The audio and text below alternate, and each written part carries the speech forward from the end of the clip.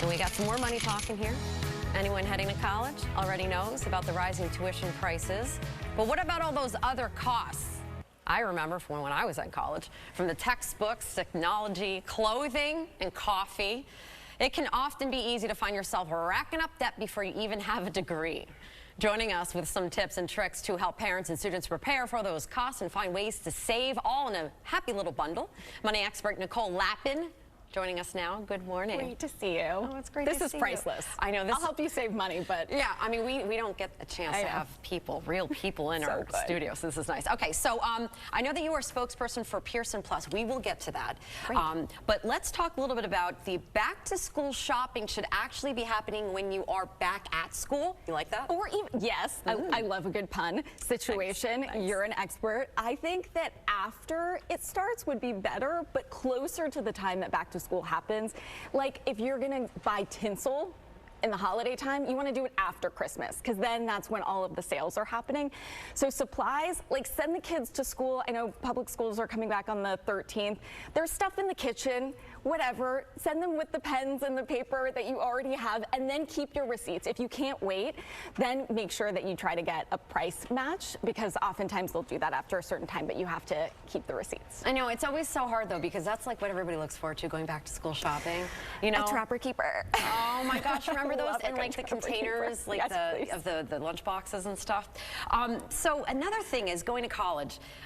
You really should, you said, take advantage. Once you get into college and you're back at school and you get your back to school stuff after you're in school, to take advantage of the free things that are at college. And maybe not, like, and I will say a true story to me. When I went to Temple University in Philadelphia, go Owls, I signed up for one of those credit cards.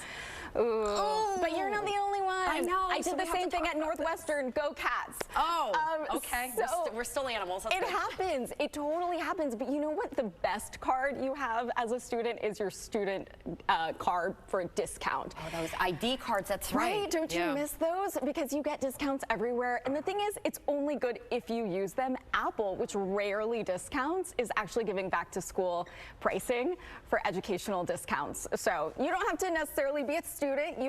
We're all students of life, right? Yes, but I actually am a student. I'm going to Penn State University online to get a weather forecasting certificate. And I honestly have an ID. So I guess I could do some ID things. Go get a new laptop. Can you get one for me? Yeah, I'll put you on my list.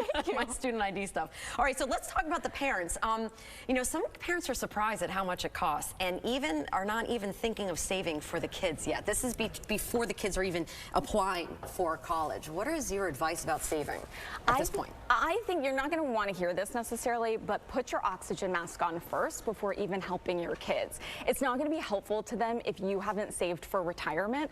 There's no scholarship for retirement. If you show up at your kid's house to sleep on the couch because you have no money when you're old, that is not helpful. So make sure that you look for grants and scholarships and other things for your kids. And remember, you are an example. We don't learn financial literacy in school, so your kids are watching you.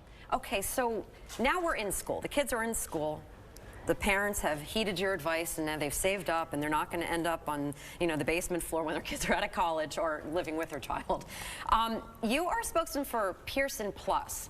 And I wish this was around when I was in college. What is this exactly? Because this is something that at college, because if you're listening right now, this is what you need to pay attention to, because this is pretty interesting. It's very cool, and I was already a fan and started a partnership because I was already suggesting to save money for textbooks, because I remember as Owls and Cats, $200 textbooks is ridiculous, and college is expensive enough. So Pearson Plus is an app where you just pay not even $15 a month and you get 1,600 titles on your app. And you have all this functionality, so it's not your old school ebook app. You have all this functionality. It's almost like Netflix or Spotify where you can take notes in there. You can create flashcards. Like, I wish we had this. And it saves hundreds, if not thousands of dollars on textbooks. Yeah. And the planet. Oh, yeah. And even like, you know, you had to buy pens and the flashcards and all of that stuff you're carrying around. And now you can have it literally in the palm of your hand.